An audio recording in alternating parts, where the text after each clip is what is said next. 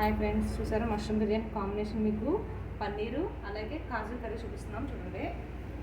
So paneer అనేది first ఇలా చిన్న చిన్న పీసెస్కొని కట్ చేసుకోండి.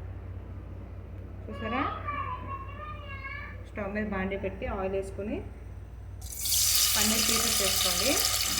కొంచెం రెడ్డిష్ కలర్ వచ్చిన తర్వాత వండుకుంటే మనకి టేస్ట్ అనేది కొంచెం గట్టిపడి టేస్ట్ బాగుంటుంది. మగ్గిన తర్వాత ఇప్పుడు ఏం చేస్తారంటే కొంచెం కోల్డ్ వాటర్ వేసుకోండి, అప్పుడు ముక్క అనేది గట్టిపడుతుంది. చూసారా,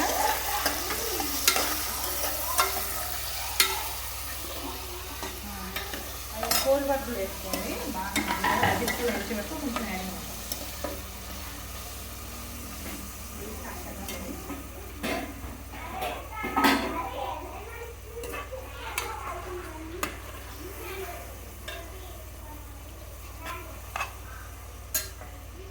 మాడనప్పుడు అలా దగ్గరగా ఉండేది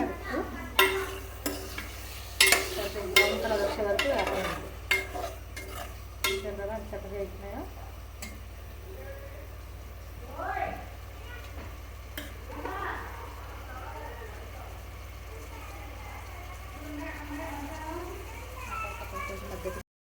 సో పన్నీర్ అనేది వేగిన తర్వాత ఈ కలర్ వచ్చింది కదా, దీన్ని కోల్డ్ వాటర్లో వేస్తే కొంచెం ముక్క అనేది గట్టిపడుతుంది, మనకి చికెన్ పీస్ తిన్న ఫీలింగ్ అనిపిస్తుంది అన్నమాట.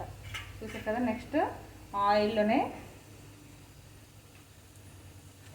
లవంగాలు, దాల్చిన చెక్క, బిర్యానీ ఆకు, అలాగే జీలకర్ర కొంచెం మగ్గిన తర్వాత కరివేపాకు, ఉల్లిపాయ, పచ్చిమిర్చి కూడా వేసేయండి.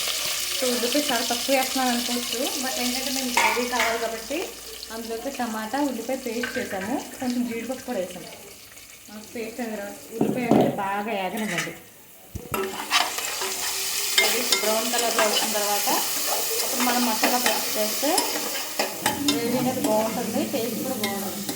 ఇలా వేగుతుండగానే కొంచెం జీడిపప్పు కూడా కొంచెంసేపు నానబెడితే టేస్ట్ అనేది చాలా బాగుంటుంది. ఇక్కడ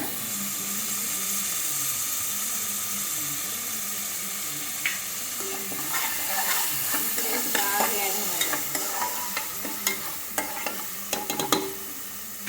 కొంచెం ఉల్లిపాయ అనేది కలర్ చేంజ్ అయిన తర్వాత మీకు ఆటోమేటిక్గా తెలుస్తుంది బ్రౌన్ షేడ్ అనేది వస్తుంది. ఇప్పుడు దాని తర్వాత పేస్ట్ వేసుకోండి. ఉల్లిపాయ, టమాటా, జీడిపప్పు వేసిన మిక్సీ పట్టేసిందండి.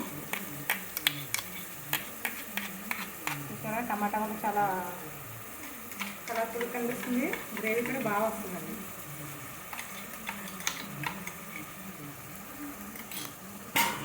టమాటా వేయడం వల్ల మనకి అడుగుతో కలుపుకుంటూ ఉంటుంది.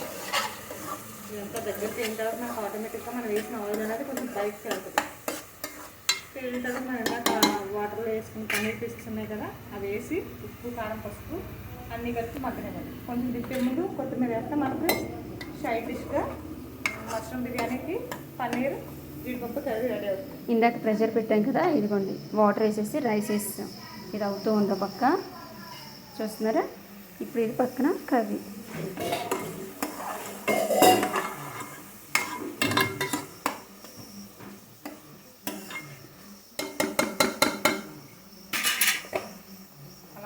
కూడా వేసుకోండి.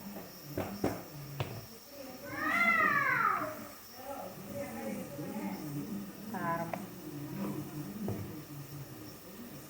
అలాగే రాక్ సాల్ట్.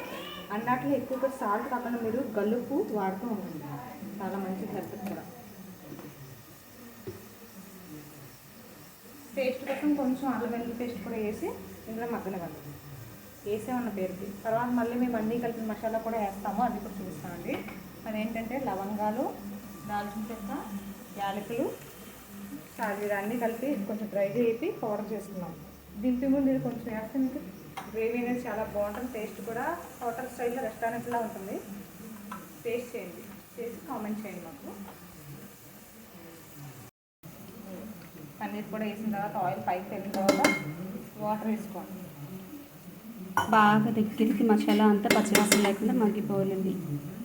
ఇప్పుడు ఆ పన్నీర్ది ఆయిల్ వాటర్ ఉంది కదా, మనం కోల్డ్ వాటర్, ఇప్పుడు ఆ వాటర్ వేసేసి